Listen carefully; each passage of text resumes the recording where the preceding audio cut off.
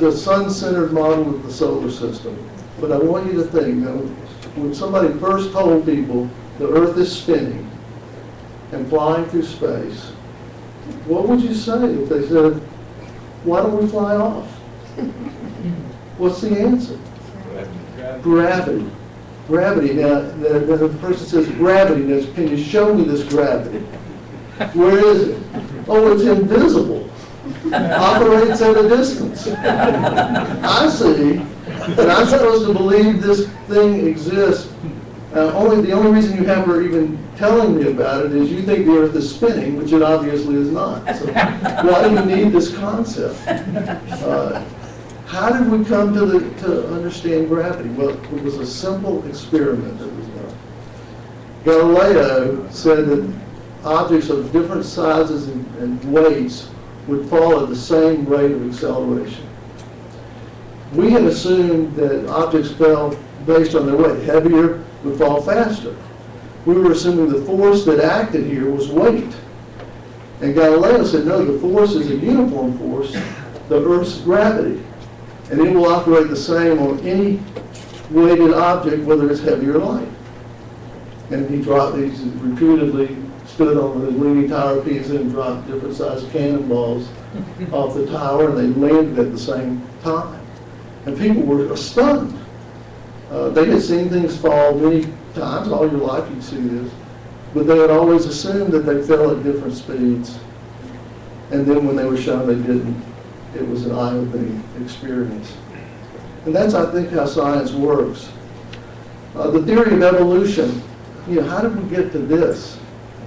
This was a shocking idea when it was introduced. The idea that all life came from some simple organisms that evolved in, and it was insulting, to say human beings evolved from apes. I mean, we had court cases in the United States in the 20th century about whether you could even teach that. So it was very insulting. How did we come to believe it? Well, one is Darwin showed us that if you look at animals in different environments, you see that they vary according to their environment. So if you look in the snowy area, you'll see the rabbits are white. If you go to the desert, you see that they're tan. So he showed us this over and over and over again. He also pointed to the fossil record. We had found fossils before. We didn't know what they were, though. And what Darwin said was, this is evidence of the evolutionary path. And we went and found intermediary species between apes and human beings. We found the fossil record. So that was another thing. It was something that once we knew to look, we could find, but until we thought about it, we didn't even notice. Darwin also told us there were things about ourselves that we could see evolution in. He would point out to audiences that most of us, if you feel behind the curve of your ear, there's a little indentation about a third of the way down. And that's, in monkeys, that's where their ear bends. And dogs have a crease in their ear the same kind of way. And Darwin said, well, see, you have that crease. You can't bend your ear, but you still have the crease, the sign of it. So he pointed out things that, we could have seen, but we would have never known about without the theory. And I think that my point is that's how science works. It takes things that you can't refute and brings them to your attention and changes the way you see the world all around. I think of it as there are two types of discoveries going on. One, I call macro discoveries. This is where you have this big picture and you find things that fill in those blanks.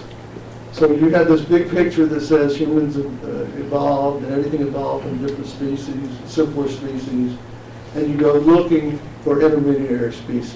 And when you find those, I call it a macro discovery, like filling in the puzzle. Micro discoveries are where you take the big picture and you go zoom down on a narrow thing, and you see something you hadn't seen before. So you see the objects fall at the same rate of acceleration. You see the little ear indentation. I'm going to talk about these patterns among scads as a macro discovery. There's nothing super about it. It's really kind of silly that we've not looked for these before. They're pretty straightforward. And then I will talk about 9/11 as some things that we might draw from scads to look at there as micro discoveries. All right, let's talk about everyday perceptions of elite political crimes. They're viewed individually and in isolation. JFK, John Kennedy, and Robert Kennedy, both assassinated in the 60s. Both brothers. Both assassinated while campaigning. Both shot in the head, which is actually kind of rare for assassinations. Most of the time they shoot you in the stomach, like Oswald, bigger target. But nobody looked at that as a serial crime. Nobody said, in fact, we don't say Kennedy assassinations. We say the Kennedy assassination. And what that means is President Kennedy. And if you want to talk specifically about Robert Kennedy's assassination, you have to say Robert Kennedy's assassination. We don't use the plural. Same with the 2000 and the 2004 election. Now here's two elections, both with the same kind of problems, bottlenecks at the Democratic popular precincts, anomalies in the electronic tabulation of the data, problems with this ballot marking, deviations from the exit polls, statistically highly improbable deviations. Both benefited the same guy, George W. Bush, and yet we don't think of those as serial crimes. Yeah, somebody's just said I do. 9/11, we're looking at the events of 9/11, but we tend to not think of 9/11 as connected to the anthrax letter attacks. Now, even that's true, even though we first thought they came from the same source. But now we think, oh no, one of them was the crazed Bruce Ivins, and the other was the terrorist. Or that's how, I know we don't think that way, but that's how a lot of people tend to think about it. I call this incident-specific myopia. It's a nearsightedness. I think of it as driven, we're like victims, we're like abuse victims. These shocking events are so overwhelming, they loom large in our minds, in our perceptions, and we can't see them as if we were above and looking at a bunch of them. We can only just see the one, and then to see the other. I worked with a PhD student about 15 years ago, and we interviewed abuse victims, spouse abuse victims. And one of the strangest things to me was that they didn't see patterns in the abuse. Women would say, yeah, he kicked me, he shoved me down the stairs. Yeah, he threw the spaghetti in my face. But you said, God, this guy's a maniac. No, dinner was late.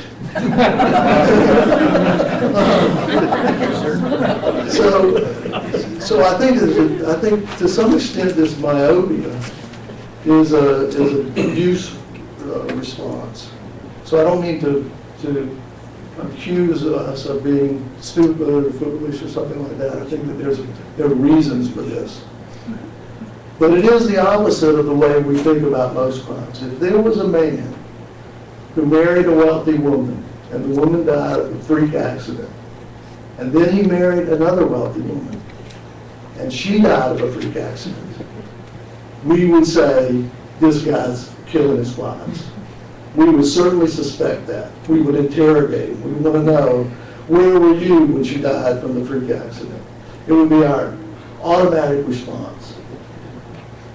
The TV shows on crime use this constantly. They will look for patterns in crimes to identify the suspect. It's just a normal thing. It's criminology 101. And yet when we look at elite political crimes, we see them one at a time. Even when there are obvious connections, like the Kennedy assassinations or the 2000 and 2004 election. Why do we do that? Well, I mentioned part of it is the abuse syndrome. Part of it is just powerful norms that prevent us from suspecting it. The fact is the political class ostracizes anybody who says these things. If you're an elite, good luck, you're going to have not many friends. If you're not an elite, good luck, you're probably going to lose your job or be shunned in other ways. The clearest example of these norms is the conspiracy theory label and how it operates. Now, what's so peculiar about the conspiracy theory label is it doesn't make any sense. Okay, the idea of conspiracy being an irrational belief, the idea of conspiracy is a sound legal concept. We use it all the time. We prosecute gangsters in the United States for conspiring. We have a RICO Act. It's about conspiracies. Conspiracies happen. We know that. Iran-Contra, Watergate. So how can you have a concept that dismisses all conspiracies as improbable or impossible? It doesn't make any sense. And yet we do it. Not us, but people who criticize us. It's an un-American concept. You might say, well, you know, Americans really trust their leaders. Actually, no. Americans have a long tradition of distrust of their leaders. And if you go look at the Declaration of Independence, you will see that it is a conspiracy theory. Yes. We're used to looking at the first few sentences that talk about inalienable rights. But if you read the whole thing, the bulk of it is devoted to explaining that King George is plotting to deprive us of our freedoms and liberties. And we prove this by showing a set of things that evince his tyrannical design. Things like making us pay a tea tax and inciting Indian attacks and slave rebellions. We go through this long list and we say, see, he's plotting against us, and that's why we have the right to overthrow him. So the notion that conspiracy theory is American is wrong. It's totally foreign to our civil culture. It also doesn't make any sense. It's an unsubstantiated theory of its own. When people dismiss conspiracy theories, what they're doing is embracing a coincidence theory. They're assuming that all these things, yeah, they didn't catch the hijackers getting on the planes, and yeah, there was a group of elites who said we needed to have a new Pearl Harbor. And yeah, there were all these war games going on at the time. And yeah, the buildings fell, all coincidental, all coincidences. So what's going on is you have an unsubstantiated theory that's being smuggled in with this pejorative term. And finally, it's based on a false premise, this idea that someone would talk, hey, Americans know you can keep secrets. We kept the Manhattan Project secret. That had 100,000 people working on it. They built 3 cities from scratch. One was the 5th largest city in Tennessee. This word never got out. Get this, when Truman became president, he was not told about the Manhattan Project until he had been in office for over a week. So we can keep secrets. We kept secret our decoding of the Japanese and German secret codes. That was kept secret all through the war. The idea that you can't keep secrets among large groups of people is just mistaken. We have done it. Where did it come from? Why do we, if it's it's a nonsensical and un-American and smuggles in an unsubstantiated theory and is contrary to fact, where did it come from? Well, the reality is part of the pejorative association with the idea of conspiracies came from the CIA. There was a program, a public information campaign that the CIA launched in 1967 against critics of the Warren Commission. This is a copy of a document that was released in 1976 through a Freedom of Information Act request that talks about countering these critics. This dispatch came out in 1967. And what it told the CIA officers to do is contact their media assets. These were friendly editorial writers and politicians. Tap those and tell them that anybody that criticizes the Warren Commission is assuming there's a conspiracy. All the accounts they could put together in that one catchphrase. They also said that it looked like this conspiracy talk, that was the term they used, the conspiracy talk was coming from communist propagandists. Now this is in the Cold War. This is a real smear that they're putting on people who are criticizing the Warren Commission.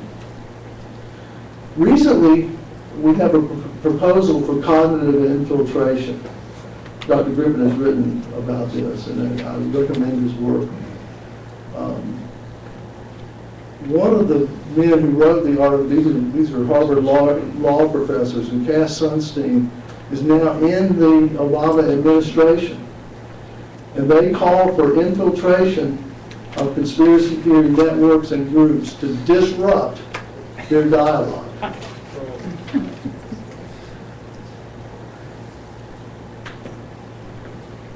This is breathtaking hypocrisy. Understand, this is how the state thinks. They are saying they want the government to target citizens because they want these citizens to stop saying that that's what the government does.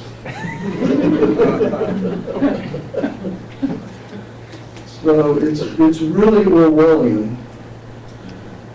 If they're inserting concepts, and I think that may be what is going on, we have good evidence that they inserted the conspiracy theory meme, the conspiracy theory concept.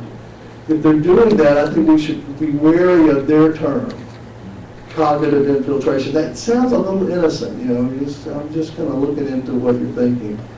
I would call it linguistic thought control or subliminal indoctrination, because they're trying to insert terms into the discourse that bias the reasoning process in the civil society without us being aware of it.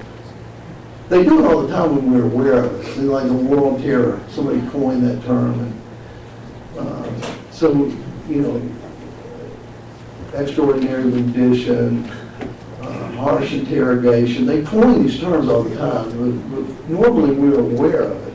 Axis of evil. Axis of evil. We're aware that we can defend ourselves against that kind of manipulation of the language. But this cognitive infiltration that they're talking about is where we would be unaware of it. And they would plant these ideas. So I think we should be very, very concerned about it. All right, let's look at SCADs. I've got a list of 19 SCADs. These are political crimes and tragedies. Most are well documented. There are only a few that have been officially corroborated. Watergate, Iran-Contra, Plaingate.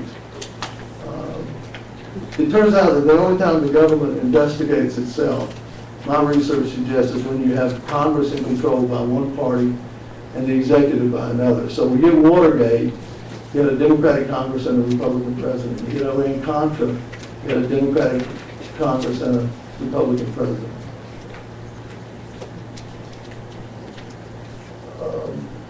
Before I go to that, let me just run through these. McCarthyism, that was just somebody making wild accusations to foment social panic and to gain political advantage. The Kennedy assassination, you know about. Oswald, you know, assassinated 2 days later in police headquarters on TV. Yeah, it was only somebody read it. That was on TV. But they got the Zapruder film and sequestered that. It wasn't shown publicly until '75. The 1968 October surprise, you may not be familiar with, this was when Lyndon Johnson was trying to make peace in Vietnam, and Richard Nixon, who was running for president, sent word to the South Vietnamese and said, don't participate in the peace talks, I'll get you a better deal. And they withdrew from the peace talks. So there was no... What Nixon was worried about is if they made peace, the Democrats would win. and he committed treason. The guy, this was an act of treason. Johnson found out about it because Johnson had wiretapped the phone in his plane. And Nixon was so incensed by that. He wiretapped me. What a scoundrel. Just a year or so ago, a tape came out in Lyndon Johnson's holdings that are periodically released. Our elites let us learn about these things 50 years after the fact. And a tape came out, and it was Johnson talking to the head of the Republican leadership in the Senate and saying, do you know what Richard Nixon is doing? He's committing treason and he's undermining my efforts to make peace. And the guy said, yeah, it's awful. We shouldn't be doing that. And he said, well, why don't you talk to him for me? So this comes out that we know this was going on. This is well confirmed. Ellsberg had a court case on him. And I say burglary, but they stalked the man. They attacked him physically. They tried to discredit him in a variety of ways. Wallace, you might think, well, Wallace, I don't know whether that should count as something the state was involved in. But I will tell you, Ben Bradley, the editor of the Washington Post, said when he heard about Wallace, this is in Woodward and Bernstein's book, All the President's Men, his first reaction was that was the ultimate dirty trick. Wallace was running as a third-party candidate. He was expected to get 7 states. That might have made it impossible for Nixon to get a majority in the Electoral College, in which case the election would have gone to the Congress, to the House. That was controlled by the Democrats. So it was a real threat to him. So when Wallace got killed, anybody that ran against Nixon, I mean, think about it. John Kennedy was killed. Robert Kennedy was killed in '68 when he won the Democratic nomination. And then Wallace was shot and survived. You know, if you had a woman whose first husband died, sick of the stomach, you would be concerned and feel sorry for her. Second husband died, you would be very concerned. Third husband died, you would exhume the bodies. I think that when we look at these assassinations, the connection to Nixon is pretty alarming. And Nixon also organized the Warren Commission. He set it up. He set it up. And understand, Nixon gets pardoned. We did not know all the crimes of Watergate.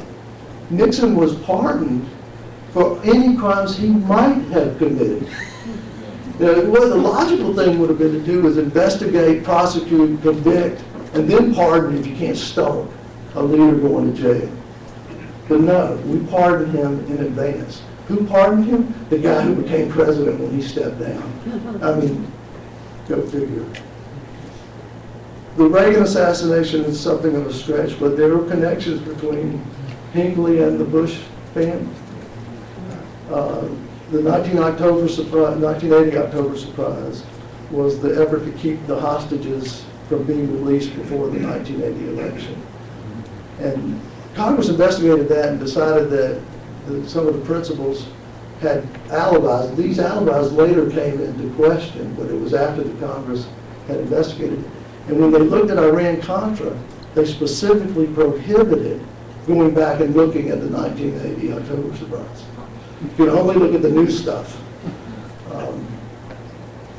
The 2000 presidential election, I wrote a book on that, and it was just full of shenanigans. 9/11, we're here to talk about the anthrax letter attacks. Wellstone, most of my suspicions about Wellstone's death are circumstantial.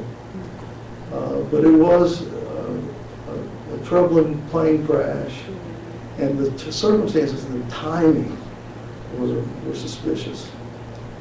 Iraqgate, I'm referring to the manipulation of intelligence to justify the invasion of Iraq. That was a far-flung conspiracy. That involved the Justice Department, there were memos written about the torture. If you go look at when we implemented torture, when we actually harshly interrogated, to use our phrase, it was in the run-up to the Iraq War, to the invasion. It was in the summer of 2001. And what we were doing was looking for bogus evidence of a connection, a confession linking 9/11 in Iraq. So the Iraq-Gate, this is a far-flung set of crimes. The 2004 presidential election you're aware of, there's still litigation going on about that. One of the key witnesses died in a plane crash just not long ago. Very suspicious. And his attorney had claimed that there had been threats on his life.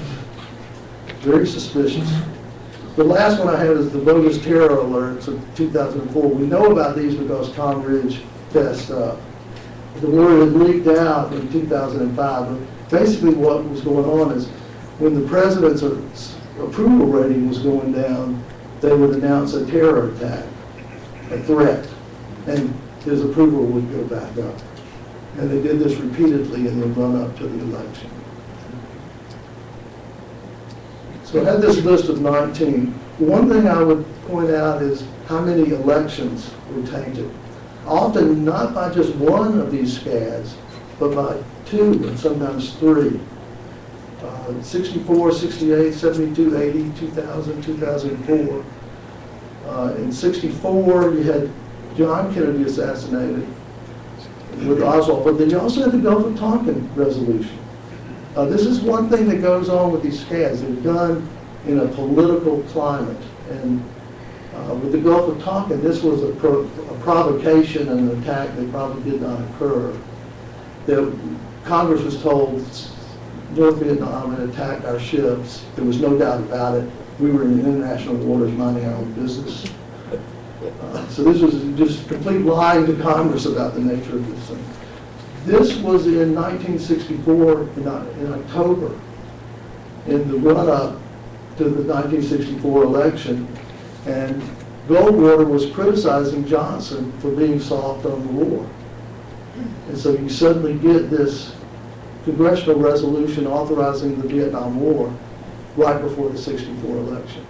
We had a similar thing with the 2002 congressional authorization to go into Iraq. That was pushed through Congress right before the midterm elections in 2002. 68, you had the leading Democrat assassinated and the peace talks subverted.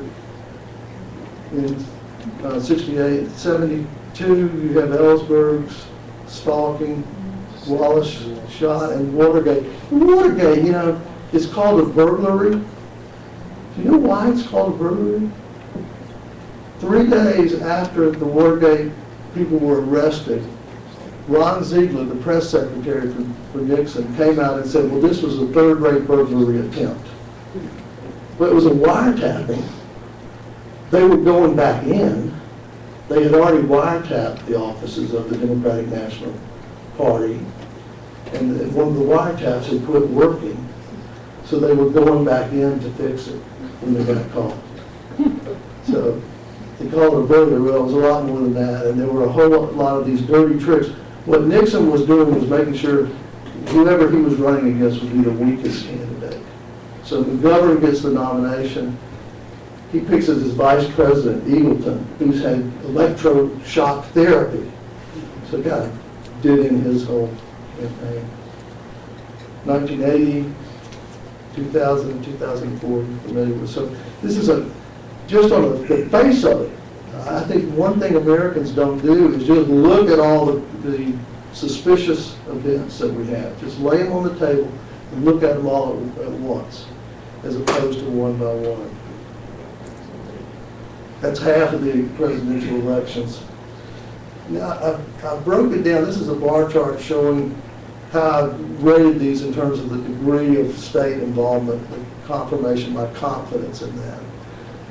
Most of them are highly confirmed. We've got tapes, confessions, memoirs, the Gulf of Tonkin. You hear people say, well, that probably never happened.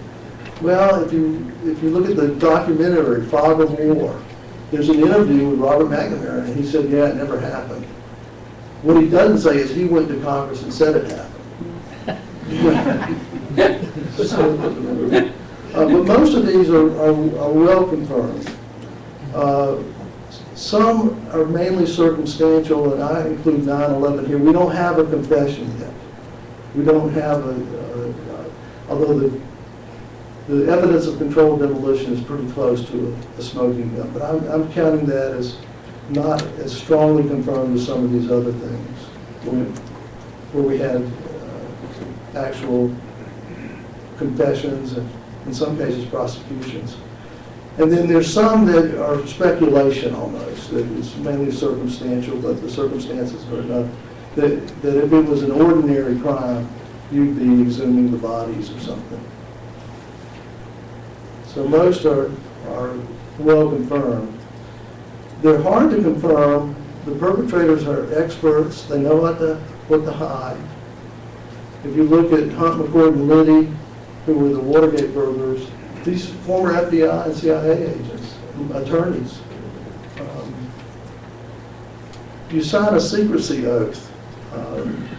Daniel Ellsberg has spoken at length about this, that you sign this oath that you cannot reveal a secret unless the person you're revealing it to has been explicitly approved to receive that specific information. So if you testify before Congress under oath and they ask you something, you can perjure yourself to avoid revealing the secret. These SCADs, they're industrial level operations. If you look at Watergate, for example, this wasn't a couple of burglars. They had two people in the hotel across the street watching. They had one person to pick the locks. They had one person to photograph the documents. They had one person to wiretap the phones. They had a whole crew of people. And it was a highly organized operation. So the difficulty in convicting people on this is often they don't know what their role is. They know what they did, but they don't know where it fits in the larger scheme of things. You obviously know that the investigations are conflicted. And then the problem of pardons. Normal crimes, the way it works is you get the guy on the bottom and you threaten him with life imprisonment or whatever and say, but if you'll tell us who you were working for, we'll cut a deal with you. And you work your way up the chain of complicity. With high crimes, with SCADs, the president can pardon everybody. So they've got to keep the chain from going up to the president. If the president resigns, you've lost your get out of jail free card. So it undermines the whole investigative process. If we look at the tactics, the modus operandi, as the criminologists call it, the most common are assassinations. I have 6 here listed. I didn't include the anthrax letter attacks that were mailed to Leahy and Daschle because I counted them as a planned international conflict event, a false flag event. But if you had included them, there would have been 8 assassinations that looked like some kind of state involvement. So that's the most common MO. Second is false flag operations, provocations, misconstrued intelligence, sabotage of peace talks. So that's a common approach. These false flag operations are not that common. 9/11 stands out as being such a big, visible event and also immediately followed by the anthrax letter attacks. So you have 2 right there, which I think frankly is a signature. And I'm going to suggest at the end of my comments that it would be advisable for us to look more carefully at the anthrax letter attacks. Election tampering is a recent development, and the burglaries, which again is kind of a euphemism. But one thing I would note about this is if you look at the skills and tactics, they're skills and tactics of military and intelligence professionals. And actually, on some other work I've done, if you look at the development of them, you'll see that they tend to correspond with what we're doing in the international sphere. So we have a series of assassinations in the 60s. John Kennedy in 63, Malcolm X in 65, Martin Luther King in 68, Robert Kennedy in 68, Wallace in 72. We have this string of them. Well, at the same time we were assassinating leaders internationally. So my suspicion is that these tactics tend to migrate back in to our domestic affairs. But in any event, even regardless of the timing, you can see that the tactics show this imprimatur of intelligence and military skills. This chart looks at how well confirmed we have these SCADs and what MO they used. These are the highly confirmed, the medium and the low. This bar, the green is election tampering, the tan is manipulation of defense or false flag operations, planned international against burglaries. The main thing I want you to see is the ones where we have low confidence were assassinations. And the ones where they're low or medium were either assassinations or these false flag operations. So what it suggests to me is, yeah, they're less likely to come out, particularly when they involve murder and treason. They're much more frightening events for the people who participate in them.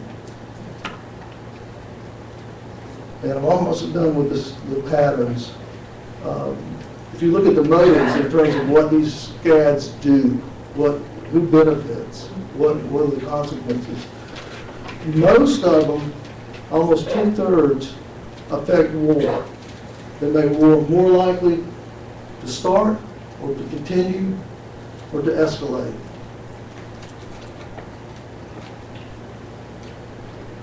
Another, a little slightly less frequent, are ones that are just political opportunism. Rigged elections are common. So you have these two things constitute the bulk of what's going on. Manipulation for war and just pure old politics. Sometimes these things come together. You have a real witch's brew when they converge. So Watergate, for example, was connected to Vietnam, but it was connected to the 72 election, and you had a whole series of crimes.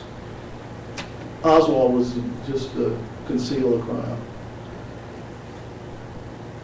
If you look at the assassination targets, what you notice there is that they're mainly presidents, presidential candidates, and U.S. senators, people who are directly connected to foreign policy. There are no justices of the Supreme Court, and these guys don't have security. One of our Supreme Court justices was well known for jogging through Washington, D.C., which itself is not particularly safe. But we have no justices of the Supreme Court assassinated, no House members until Gabrielle Giffords. Although there was a House member who was killed at the Jim Jones thing in Africa. Diana. But if you just looked at, if you had an assassination once a year and you said who was going to get it out of the 546 top officials in the U.S., the people most likely to get it would be the House members. So they constitute such a large majority of the public officials. And the odds of a president being assassinated would be very slim. The odds of two presidents being assassinated would be very slim. The odds of two presidents assassinated plus two presidential candidates become astronomically slim. So the pattern doesn't look like lone gunmen out looking for victims. It looks like people who are consciously targeting officials. One other thing I'd point out, if you look at the presidents that have been assassinated where we think the state was involved or have some reason to think so, they had vice presidents who were very close to the military and intelligence establishment. LBJ was very closely aligned with the military, and George H.W. Bush had been the director of the CIA. So that's a peculiar pattern. I think sometimes they pick vice presidents to be assassination insurance. Remember Dan Quayle? Just a thought. Nixon said when Spiro Agnew, his vice president, was indicted, and he resigned, and they appointed Gerald Ford to be vice president, and it's on the tapes. Nixon said, "Uh-oh, I got trouble now." Before they wouldn't have impeached me because they wouldn't want Spiro Agnew to be president. But now with Gerald Ford, my insurance is gone. If you look at the U.S. senators, the only time they've been attacked is when the Senate is evenly divided. You had a one-vote margin for the Democrats in 2001 that changed once Wellstone was out of the way. So that's a peculiar phenomenon, that the Senate would just be targeted when it's so closely divided. I'm going to pick up the speed here. The SCAD trends, this just looks at by decade, and you've clearly got a rising trend. But there's another phenomenon going on. If you look at the 60s and the 2000s, you have a war agenda driving these SCADs. When the Cold War ended, we didn't see any SCADs. So you've got to think that these are deeply motivated by a military agenda. I also categorize the SCADs in terms of what scope, how many people had to be involved. And just quickly say that most of the SCADs early on were pretty isolated. Under the Bush administration, they became far-flung. If you look at Watergate, Iran-Contra, and Iraq-Gate, and just look at the trajectory of criminality, Watergate was basically a maniac, Nixon, wanting to get reelected. And he did implicate some other people and get them to go along with it, but they did reluctantly participate in that. He hired the plumbers because the FBI would not wiretap the news media. So you have people saying they won't go along. When you get to Iran-Contra, now you've got a part of the military and a big chunk of the CIA implicated. When you get to Iraq-Gate, now we're talking the Justice Department with the torture memos and the preemptive war memos.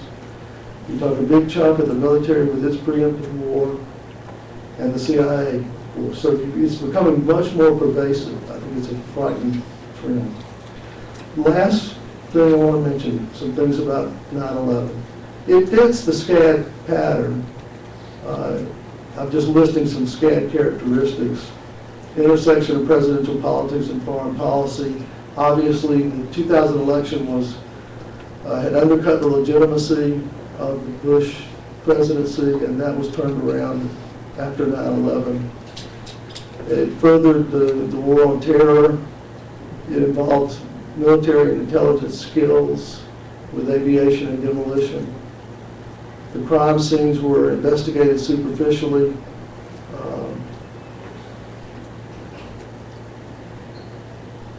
With the no check for explosives in the debris. Photographic evidence. The Pentagon, all the closed-circuit TV videos were confiscated, and only one was released, which was of very poor quality. But there was also a set of photographs taken of 9/11, a helicopter flying above it. These photos did not come out until 2010. It took a Freedom of Information Act request through NIST to be able to get it, and they were really shocking because they showed so much dust and this kind of patterning that looks like explosives. Is a name for pyroclastic pattern. Tendentious analysis. When they had a problem with the Kennedy assassination because they could only have 3 bullets fired in the amount of time that they had. And yet they knew one had missed, so they had to, with 2 shots, explain how Kennedy got it in the neck and the head, and John Connally got it in several places himself. So they came up with the magic bullet theory, that it ricocheted. Well, we have the magic buildings theory. There is this tendency to develop very tendentious analyses to deal with forensic evidence, rather than look at the evidence and say, oh, gee, the implications of this are very significant, we need to follow it. Instead, it's like, oh, cut it short. The last three are the ones that I don't think we've looked at sufficiently. These events tend to have a lot of coincidences, they occur in clusters, and they involve some manipulation of our perceptions of the events. The coincidence in 9/11, I'm not going to go over this, I've already kind of recited some of them. There are many of them. But we have a science that calculates the odds of coincidences. It's called statistics. When you flip one coin, you get ahead. There's no big deal about that. Flip it twice, you get ahead. The odds of that are the odds of getting ahead once multiplied by the odds of getting it once. Again, 0.25. 3 heads, you multiply, again, so it's 0.5 cubed. When you get to 10 heads, you're looking at the odds of 1 in 1,000. I did a list of coincidences for 9/11, and I've come up with 50 coincidences, which make the odds of that 1 in a quadrillion. So but again, the science really raises strong doubts about it. Oh, I did want to mention that we need a SCAD statistics. We need a field of SCAD statistics where people calculate the odds of these things. Steve Freeman did it after the 2004 election. He took the exit polls and compared them to the election returns in a bunch of states, and he found that you couldn't have had that in any kind of statistically probable way. That frequent deviation, particularly almost always benefiting Bush. But we need a whole field to develop around this. The anthrax letter attacks, there are a lot of holes in the Ivins case, but the main problem they've got is the silicon and tin that looks like it weaponized or increased the dispersion ability of the anthrax. See, this stuff was going through mail sorters and coming out of the envelopes and spreading. But that doesn't work with normal anthrax. You got to do stuff to anthrax to get it to spread like that. And there are real questions about whether Ivins had the equipment or the knowledge to do that. But more importantly, I think, is the evidence of foreknowledge of the anthrax letter attacks. This is a report from the Washington Post of October 23, and what it reports is on the night of September the 11th, the White House Medical Office dispensed Cipro to Dick Cheney and others in the White House. Cipro is an antibiotic to fight anthrax infections. Now you might say, well, we were just doing that as a precaution. Yeah, but you didn't tell the Senate. You didn't tell the House. You didn't tell the American people. Why would you have given Cipro out in the White House and never told anybody else about it? George Bush's comment when this came out was, well, there's no question that the evildoers are continuing to try to harm America. Barbara Honegger's got a good article on this, and it looks at the parallels between 9/11 and the anthrax and the people involved and the suspicion. But I think, see, what you have to think about is, if you look at Watergate, you have this string of crimes committed. Well, they were all committed by the same people, the plumbers. So that's the way we should think of scads. When you see 2 or 3 of them occur together, it's the same guys. So we start looking for who was at the scene. Start connecting the dots. Last thing, this is a very speculative, but I wanted to bring it to your attention. And that is the question of whether the 9/11 label itself was planted. There's something peculiar about this label, 9/11. Now, this would have been a top priority for people.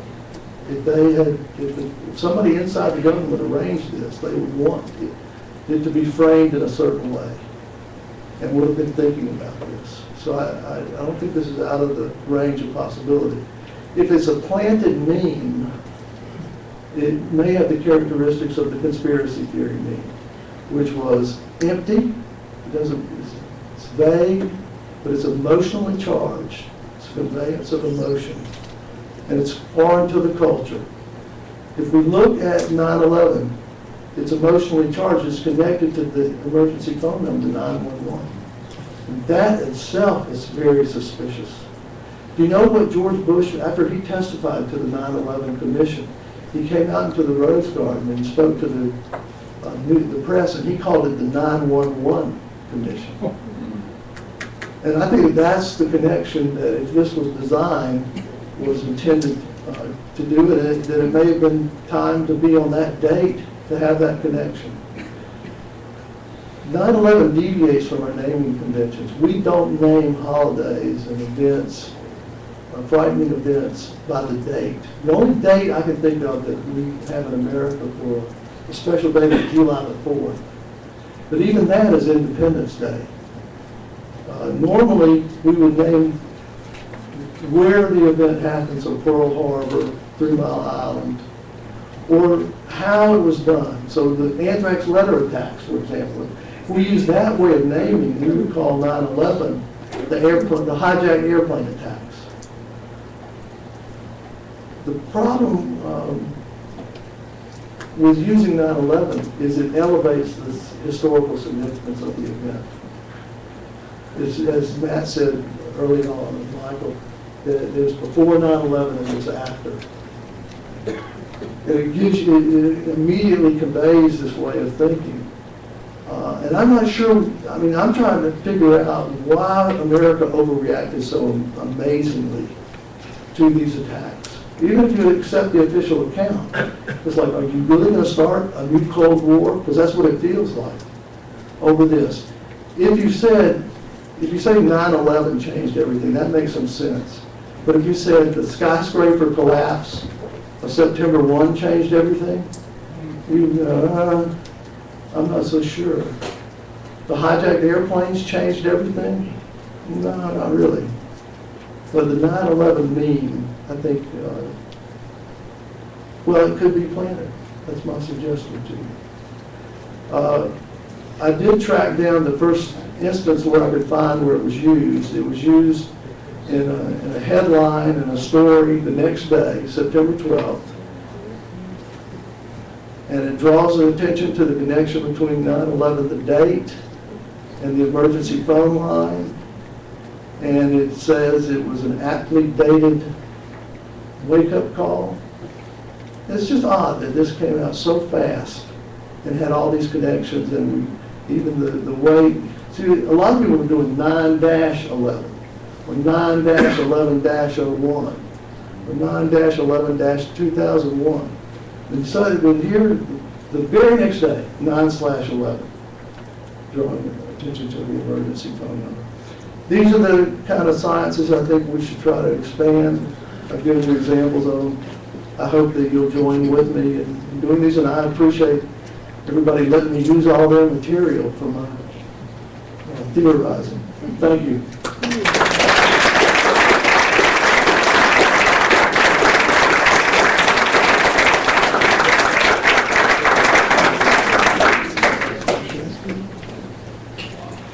Thank you, Dr. deHaven-Smith. Panelists, we will take questions now, and I'll just try as judiciously as possible to field you by name. We'll start with Herbert Jenkins. I'm sorry. Okay. Richard Lee, please. This is Herbert Jenkins. I'm sorry. Sorry, gentlemen. Why don't you go ahead? I have the microphone, so I guess I'm in control. Your history of SCADs gives a new meaning to the term American exceptionalism. But I'd like to question you about the strength of the generalization from these 18 other SCADs to the 9/11 SCAD. And I think that depends in part on whether you think that anyone who's considering this thinks there are characteristics of the 9/11 alleged government conspiracy which are not shared strongly by the other SCADs. incidents. I think you pointed out some in passing, but I'm asking you to comment on possibly unique characteristics. That's a very good question, a very good point. And I do see 9/11 and the anthrax letter attacks as being unique and different, but on the same trajectory of development. This is like an organism that is growing. It's becoming larger, it's becoming more sophisticated. If you think back about the Kennedy assassination, that was a remarkable event, but it was primitive in some ways. It was a high-powered rifle from a distance, and that left questions about who actually did it. And you see the assassinations shift to handguns up close after that. So I think that there's a tendency for these things to evolve, and that when you get to 9/11, that it is, yes, it is on a much larger scale, it's much more sophisticated, assuming it's a state operation. It's a false flag event, which itself is relatively rare historically. So yeah, but I don't think it rules it out as a SCAD. I think it fits. My hypothesis would be, yeah, it's different, but it's different in an evolutionary, advancing way. I would accept that. I think that one of our purposes here is to keep people's minds open about the possibility of the government conspiracy. But I think that one of the obstacles for people entertaining that is the pervasiveness of the, what should I say, the moral depravity or corruption of so many parts of our society, so many agencies, so many individuals, so many professionals. Just a comment. I think that people could do this and feel good about themselves. I mean, as crazy as it sounds, look, they could look at it like there's going to be a nuclear bomb brought into the United States, left in New York or Chicago. We're talking millions of people killed. And we could have a small-scale event, relatively speaking, that could galvanize the public to take the actions that will be necessary to prevent that from happening in the future. So it's a trade-off of a small amount. I go back and look at the Kennedy assassination. They thought Kennedy was a traitor. They thought that he had blinked in the Cuban Missile Crisis and that he was selling out to the Soviets. And so we may look at these things, the state thinks differently. The state thinks, and it thinks immorally, but in cost and benefits. Professor Jenkins, thank you. I'll move to another panelist and hopefully get back if you have further questions. Professor Lee. Yes, my question is not as cosmic as my colleagues, but it might help elucidate some of your thinking behind the list of SCADs. I noticed one that seemed conspicuous by its absence, which is the World Trade Center attack of 1993. And I was curious whether there was some thinking behind putting it in or leaving it out, and it might help us better understand the kind of criteria that go into these things. You know, I look at the literature around it and try to make a judgment, but frankly, the 1993 wasn't a big issue for me. I had not seen much. I have seen some material indicating that we gave them the bomb. Right. You know, others that are not on there. Martin Luther King is not there. Oklahoma City bombing. Some of these dropped out when it went through the peer review process. People would say, well, that's a stretch. That's a stretch. And I was like, okay, I'll take it out. But I think what we're doing is arguing about it at the margins. Okay. The core of it is accurate, and we can generalize from that about this kind of behavior. Thanks. Professor Johnson. Thank you. Remember, Dostoevsky wrote a book called Crime and Punishment. You talk a lot about crime. You haven't talked much about punishment and remedies and whether we have any opportunities to address these terrible issues of state crimes. In any of your examples, are there any pieces of promise for finding punishment and justice? Well, Matt and I wrote an article on preventing state crimes against democracy. And what we said was, you may not be able to prove these, maybe you doubt us about this, but what we need to do is put in place some forensic requirements. Any other crime, you go out here and somebody gets hit by a car and the car drives away, there'll be a big investigation. There'll be inventoried evidence, there'll be witness testimony taken. Do you realize that when Kennedy was assassinated, or when 9/11 happened, the investigative procedures were invented on the spot? What I would like to see us do is mandate citizen juries. No more of these insider commissions where everybody's conflicted because they've got something to gain or lose.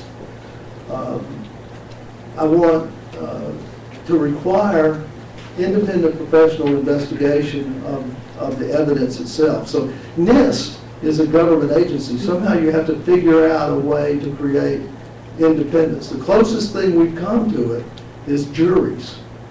It's just regular, ordinary citizens. They are not as easily bamboozled as a bunch of sophisticated lawyers. If you look at the ones that have been officially investigated, Watergate, Iran-Contra, and Iraq or Plainegate, what that shows is the biggest barrier we have to dealing with this is the pardon power. Because in every case, the culprit was pardoned. And as I indicated, that makes it hard to investigate and get confessions because people think they're going to get out of it.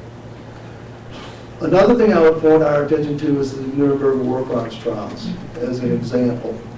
And I mentioned a couple of things about it. One, I've already mentioned the evidence was at a lower standard.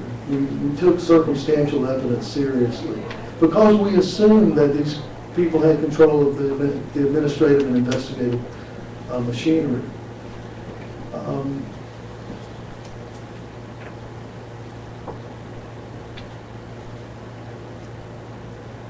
Well, I don't want to get too far off into the Nuremberg war crimes trials,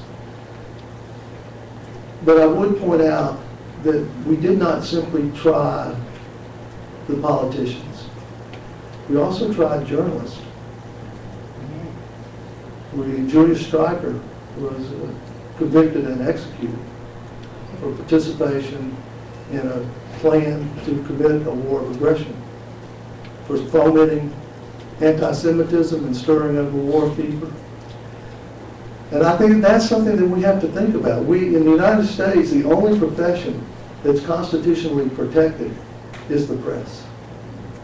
In our Bill of Rights, it is specifically mentioned and protected. And that incurs a responsibility, it seems to me. So I would, I wish I had a better answer to your question. I've given it some thought. I'm not terribly optimistic about it. One other thing I'll mention, Bertrand Russell's tribunal that he called, I think it was in '67 or so, it was on the Vietnam War. And he said, he was a famous philosopher, British philosopher, and he said, well, the state is incapable of prosecuting these kinds of war crimes that were going on in Vietnam. And the public is incapable of coalescing and articulating itself. So what we have to have are civil society groups and investigations, which it seems to me the Toronto hearings are much in that tradition. And I haven't seen anybody improve on Russell's analysis of it. But it leaves us with a huge burden, to say the least. Thanks, Lance. Your Honor, in Pasamato, you have your hand up. Yes. I want to ask you if the state crime against democracy can be committed by more than one state. For example, the Niger Gate has been invented by CIA with the support of Italian and English Secret Service. Since the end of 2000, that we assessed in Italy. This is the first domain question. The second is that if you think that the fact that the state crime against democracy often is unpunished is a consequence of the lack of independence of the justice from the political power, like United States, where the general prosecutor, who is paralyzed during the investigation against the complot, is appointed by the President of the Republic. Yes to both questions. One is, can they be committed by internet? I agree. They are. In fact, one of the people who left the British intelligence service claims that it is routine for one service to call upon another service to commit crimes in their country because they are barred from it. We commit crimes all over the world every day with our intelligence apparatus. So we can get them to return the favor, come into our country, and we can break our laws with impunity. So I think that happens. I haven't studied it. I think it needs to be studied. It certainly, I would think of growing significance. In terms of getting these crimes punished, you have the president having control of the appointment. I believe that professionals adequately socialized to strive for justice and truth would do this. But we have political interference at this point at the highest level, so it becomes virtually impossible to get justice. Thank you. Thank you. We have a few more minutes. Any further questions, panelists? Yes, sir. Professor Lee.